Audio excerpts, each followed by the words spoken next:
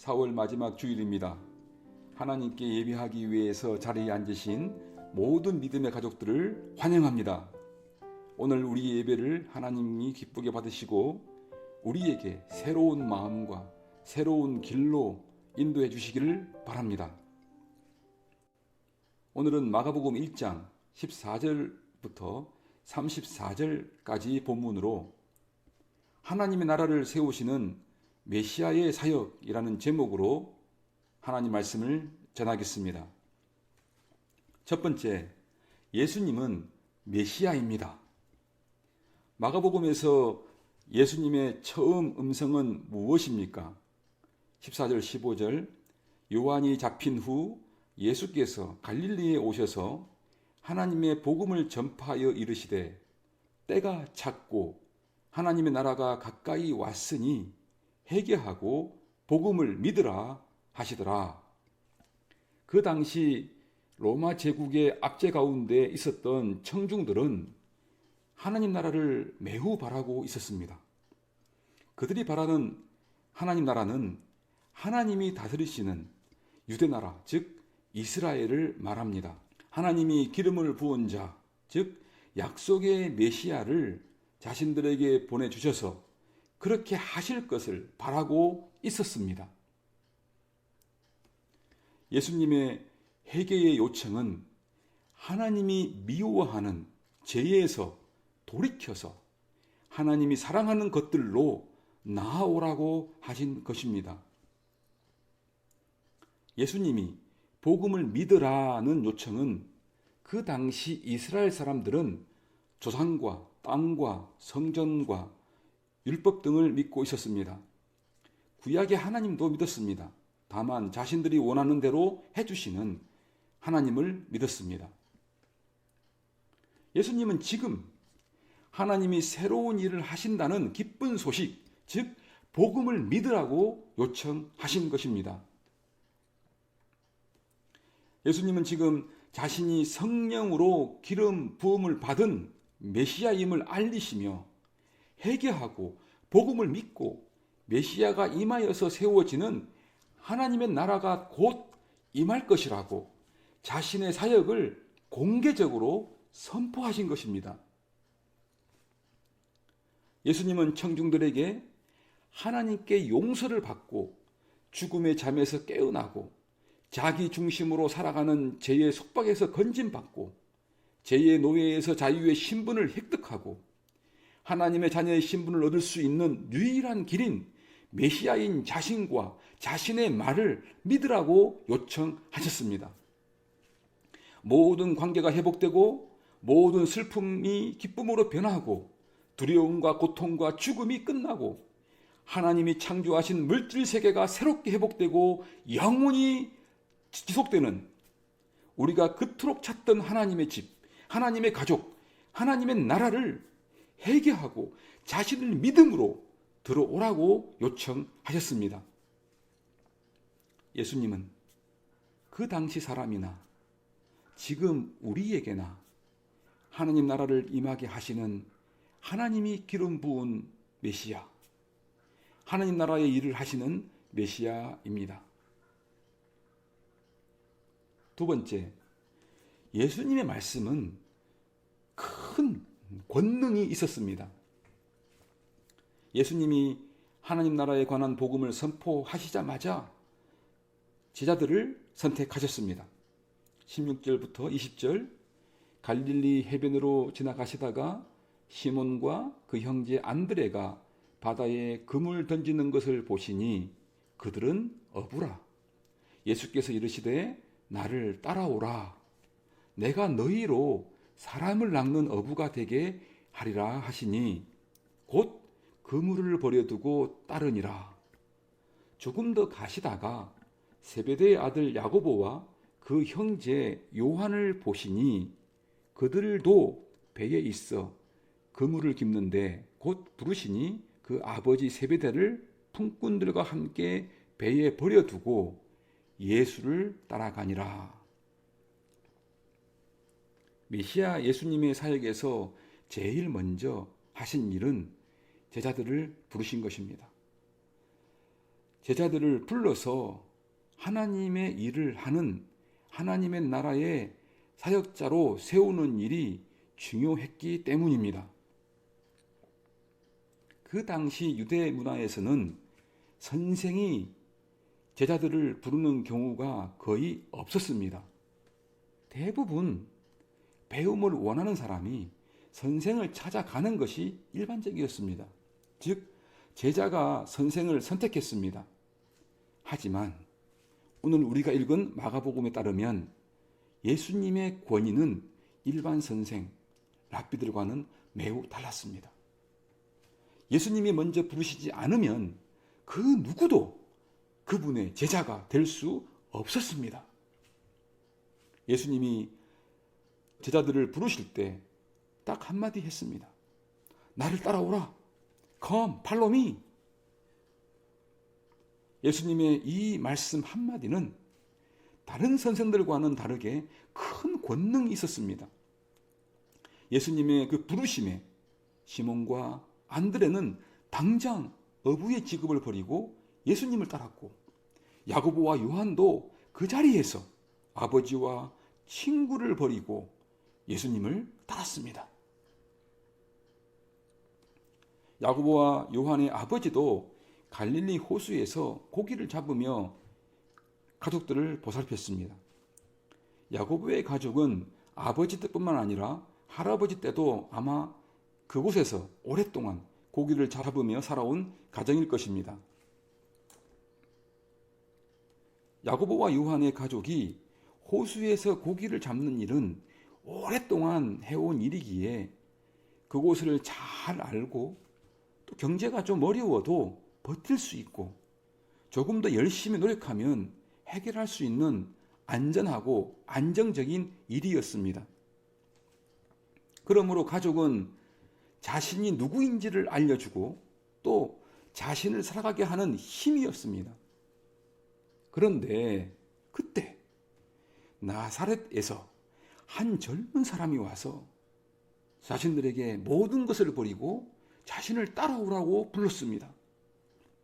가족보다 나를 더 생각하라는 예수님의 부르심은 충격 그 자체였습니다. 나를 따르며 배우고 알고 사랑하고 닮아가고 섬기는 일을 인생의 최우선으로 삼아야 한다는 예수님의 부르심은 자신들의 인생의 방향을 바꾸는 일이었습니다. 예수님의 부르심은 그 당시 너무나도 파격적이었습니다. 2000년이 지난 지금 우리도 이 장면을 보면서 충격적인데, 그 당시 자신에게 익숙한 모든 것을 버리고 안전한 울타리를 버리고 가족을 버리고 미래를 전혀 알 수 없는 길을 따르는 제자들의 모습이 정말 충격적입니다. 여러분, 예수님의 부르심이 너무 극단적이지 않습니까? 듣기에 좀 불필요하지 않습니까? 최근 한국에서는 잘못된 종교에 빠진 사람들이 저지른 엄청난 폭력의 이야기를 듣고 알고 많은 사람들이 힘들어했습니다. 임한이라는 사람이 이끄는 신천지는 가족들과의 관계를 깨트리고 생활을 다 팽개치는 극단적인 선택을 하는 길로 사람들을 빠지게 하여 그들의 인생을 망치고 사회에 큰 피해를 주었습니다. 반대로 어떤 사람들은 종교를 믿는다고 하면서 종교가 말하는 가르침대로 실천하지 않는 사람들이 있습니다. 그래서 그들이 가진 믿음을 의심하게 합니다. 이러한 이유로 많은 사람들은 극단적으로 종교의 가르침을 실천하는 사람들과 반대로 실천하지 않는 사람들을 보면서 뭐든 적당한 게 좋지, 너무 열성적이어도 문제고 너무 게을러도 문제지, 중간쯤 하는 게 최선이야, 그렇게 생각을 합니다. 과연 예수님은 우리에게 뭐든 중간쯤 하는 게 좋지, 뭐든 적당한 게 좋지라고 말씀하십니까?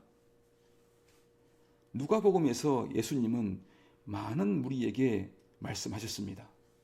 14장 26절, 무릇 내게 오는 자가 자기 부모와 처자와 형제와 자매와 더욱이 자기 목숨까지 미워하지 아니하면 능히 내 제자가 되지 못하고. 여러분은 이 말씀이 어떻게 들리십니까? 뭐든 적당한 게 좋지 하는 말씀으로 들리십니까? 중간쯤 하는 게 좋지, 좋은 게 좋은 거지, 그런 말씀으로 들리십니까? 예수님은 우리에게 이렇게 말씀하십니다. 다들 적당히 살려면 살아라. 나는 제자가 되기 위해 자신의 전부를 내어놓을 수 있는 사람을 원한다. 나는 애매하고 적당한 태도를 원하지 않는다.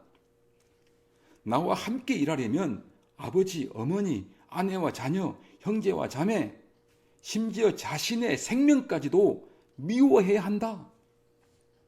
그렇지 않으면 내 제자가 될 수 없다. 이것이 나를 따르는 진정한 제자의 길이다. 우리가 잘 알고 있는 예수님은 원수도 미워하지 말라고 말씀하신 분인데, 그런데 왜 아버지와 어머니는 미워하라고 하시는 것일까요? 이 말씀의 뜻은 적극적인 미움이 아니라 상대적인 미움을 말씀하시는 것입니다. 쉽게 표현하자면 예수님의 이 말씀은 인생에서 모든 관계를 미워하는 것처럼 보일 만큼 책임감을 가지고 열정적인 마음을 다해 나를 따르라 라는 것입니다. 우리가 만약 예수님께 제가 지금 하고 있는 이 일에 성공하면, 건강이 좋으면, 가정이 평안하면 따르겠습니다. 우리가 이렇게 말하는 것은 우리의 삶에서 주인이 예수님이 아닌 일과 건강과 가정이 진짜 주인이며 진짜 목적으로 두고 살아가는 것입니다. 하지만 예수님은 다른 목적을 위한 수단으로 삼을 수 없는 분입니다.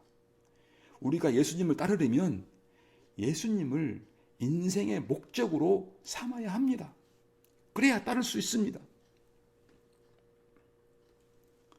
이 세상에는 신앙이 참 극단적이다라고 느껴지는 사람들이 있습니다.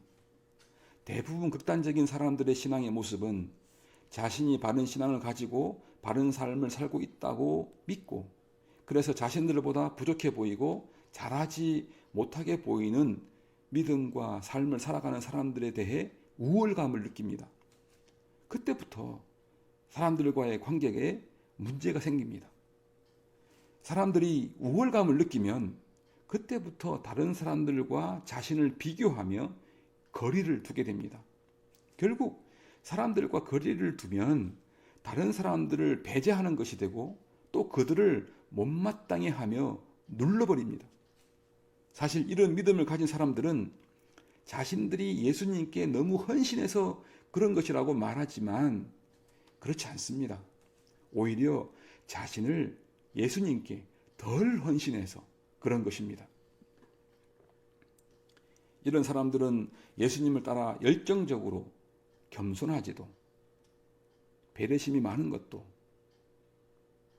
이해심이 많은 것도, 너그러운 것도 아닙니다. 엄밀히 말하면 마음과 말은 극단적인데 예수님은 적당히 따르고 있는 것입니다. 예수님의 말씀의 권능은 강력했습니다. 왜냐하면 메시아의 말씀이었고 하나님의 말씀이기 때문입니다. 21절, 22절 그들이 가버나움에 들어가니라. 예수께서 곧 안식일에 회당에 들어가 가르치심에 무사람이 그의 교훈에 놀라니 이는 그가 가르치시는 것이 권위 있는 자와 같고 서기관들과 같지 아니함이로라. 예수님은 지금도 우리에게 하나님의 일에, 하나님 나라의 사역에 자신과 함께 동참을 하고 요청하십니다. 자신이 없습니까? 두렵습니까? 우리가 메시아의 말씀을 듣게 되면 그 말씀에 능력이 있기 때문에 시몬과 안드레, 야고보와 요한처럼 불가능해 보이는 그 부르심에 우리도 동참하며 따를 수 있습니다. 오늘도 내일도 우리가 그리스도인이라면 누구나 예수님의 말씀을 듣고 따라야 합니다. 우리가 따를 때 하나님 나라의 복된 삶이 우리의 삶 안으로 들어오게 됩니다. 우리가 또 들어가게 되는 것입니다. 세 번째, 하나님은 귀신을 내쫓고 병을 고치셨습니다. 예수님의 두 번째 사역은 귀신을 내쫓고 병을 고침으로 자신이 메시아임을 보여주셨습니다. 25절, 26절 예수께서 꾸짖어 이르시되 잠잠하고 그 사람에게서 나오라 하시니 더러운 귀신이 그 사람에게 경련을 일으키고 큰 소리를 지르며 나오는지라. 30절, 31절 시몬의 장모가 열병으로 누워 있는지라. 사람들이 곧 그 여자에 대하여 예수께 여짜온데 나아가사 그 손을 잡아 일으키시니 열병이 떠나고 여자가 그들에게 수종드니라. 예수님의 두 번째 사역인 치유 사건은 하나님은 영의 세계만이 아닌 물질의 세계에도 관심을 갖고 다스리시며 회복시키신다는 사실을 보여주시기 위해서입니다. 예수님이 따라오라는 말씀을 들은 제자들은 예수님이 어디로 가시는지 어떤 일을 하실지 알지 못했습니다. 뭔가 큰 일을 하실 것은 분명히 알았지만 구체적으로 무엇을 어떻게 하실지는 알 수 없었습니다. 예수님을 따르는 첫걸음에서 제자들은 놀라운 경험을 합니다. 매일 무서운 꿈을 꾸는 것 같은 인생을 살아가는 사람, 뭔가 악한 것에 정신이 사로잡혀 예수님을 알고 대적하는 귀신 들린 사람. 예수님은 제자들을 부르신 권능의 말씀으로 그 사람에게서 귀신을 내쫓으셨습니다. 몸의 질병으로 고통당하는 베드로의 장모의 열병도 예수님의 손이 닿기만 했는데 씻은 듯이 나았습니다. 치유의 기적은 여기서 끝이 아니었습니다. 해질녘에는 많은 사람들을 치유하셨고 또 며칠 뒤에는 많은 문둥병자를 고치셨고 이어서 기머거리는 듣게 하셨고 눈먼 자를 보게 하셨습니다. 메시아이신 예수님은 물질 세계의 구석구석 권능을 행하시며 자신이 누구이며 무엇을 하러 오셨는지 보여주셨습니다. 예수님이 해당에서 귀신을 쫓아내시며 시작하신 치유의 사역은 십자가에서 죽음에서 생명으로 옮기시는 사역으로 완성하셨습니다. 사랑하는 은혜와 평강교회 가족 여러분, 우리 중에 아직 하나님이 보내신 기쁜 소식, 예수를 메시아로 믿지 못하는 분들이 있습니까? 하나님이 미워하는 죄에서 돌이키시고 하나님이 사랑하시는 아들을 믿으십시오. 예수님의 말씀은 큰 권능이 있습니다. 여러분에게 믿음을 주실 수 있습니다.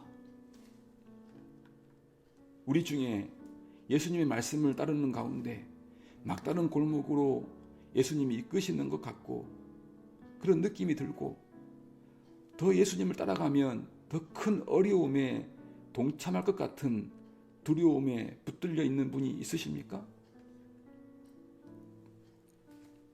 예수님의 말씀은 우리에게 가장 좋은 길과 진리와 생명으로 인도하십니다. 절대 뒤돌아서지 마십시오. 샛길로 빠지지도 마십시오. 앞으로 전진하십시오. 예수님의 사랑과 말씀의 권능은 우리를 절대로 망하게 하지 않고 우리가 더 살아보고 싶은 삶, 영광스러운 하나님 나라의 삶으로 이끌어 주십니다. 우리 모두 하나님 나라를 세우시는 예수님의 메시아 사역에 기쁨으로 동참합시다. 이 복된 은혜가 우리 모두에게 함께 하시기를 바랍니다.